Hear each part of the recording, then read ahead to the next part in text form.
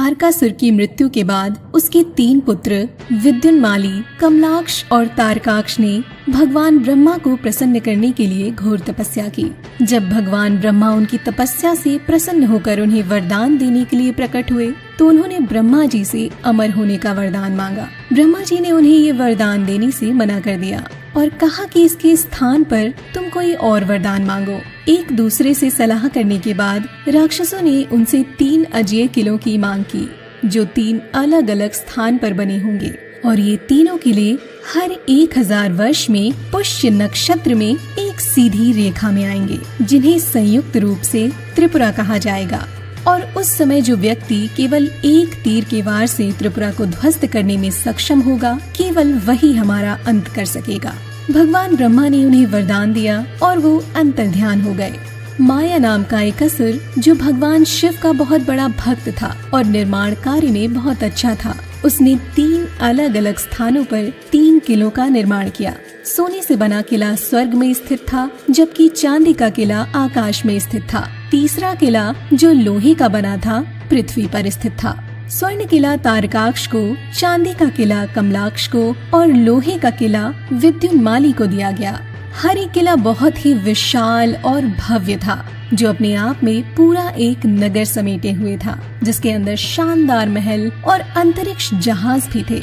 इस प्रकार सभी सुख सुविधाओं के बीच तीनों असुर अपने अपने किले में राज करने लगे।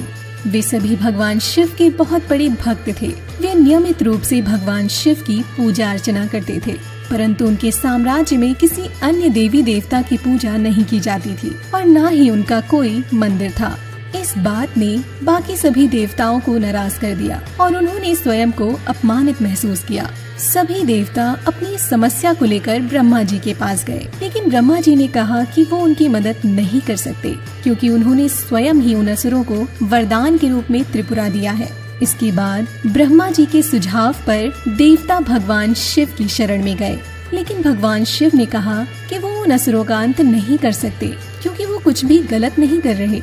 इसके बाद देवता भगवान विष्णु के पास गए और उनसे सहायता का अनुरोध किया। भगवान विष्णु ने अपनी शक्ति से हजारों भूतगणों को बनाया और उन तीनों किलों को नष्ट करने का निर्देश दिया, लेकिन भूतगण अपने प्रयास में असफल रहे और सभी मृत्यु को प्राप्त हुए। इस बात से देवता फिर से दुखी हो गए और एक बार फिर भगवान विष्णु से सहायता मांगने पहुँचे। भगवान विष्णु समझ गए कि उन असुरों को भगवान शिव की भक्ति से शक्ति प्राप्त हो रही है, इसलिए उन्होंने उन्हें शिव की भक्ति के मार्ग से भटकाने का फैसला किया। उन्होंने अपनी माया से मुंडी नाम का एक व्यक्ति बनाया और उसे एक ऐसा धर्म सिखाया जो कि वेदों और पुराणों में लिखे धर्म ज्ञान के बिल्कुल विरुद्ध था। इसके पश्चात भगवान विष्णु ने उसे त्रिपुरा जाने को कहा और असुरों को ये धर्म सिखाने का आदेश दिया, ताकि वे धर्म मार्ग से विमुख हो जाएं। सभी असुर उससे प्रभावित हो गए और उसके शिष्य बन गए। उन सब ने भगवान शिव की पूजा अर्चना और सभी प्रकार के धार्मिक कार्य करना छोड़ दिया और वह पुनः अपनी राक्षसी प्रवृत्ति में आकर अधर्म करने लगे। समय की अनुकूलता देखते हुए भगवान विष्णु ने भगवान शिव को उनका अंत करने के लिए मना लिया। देव विश्वकर्मा ने भगवान शिव के लिए एक दिव्य रथ बनाया। भगवान ब्रह्मा उनके सारथी बने। उस रथ पर चढ़कर भगवान शिव त्रिपुरा की ओर बढ़े। सभी देवता उनके पीछे पीछे चले। जब शिव की सेना युद्ध के मैदान में पहुंची तो तीनों किले एक सीधी रेखा में आने ही वाले थे और ये घटना केवल एक क्षण के लिए ही होने वाली थी। उसी एक क्षण के बीच भगवान शिव ने अपने अत्यंत शक्तिशाली अस्त्र पशुपतास्त्र को उठाया और त्रिपुरा पर निशाना साधते हुए अपने तीर को छोड़ दिया, जो तीनों किलों को नष्ट करने के बाद अपने तरकश में वापस लौट आया। देवता प्रसन्न हुए और भगवान शिव का वंदन किया।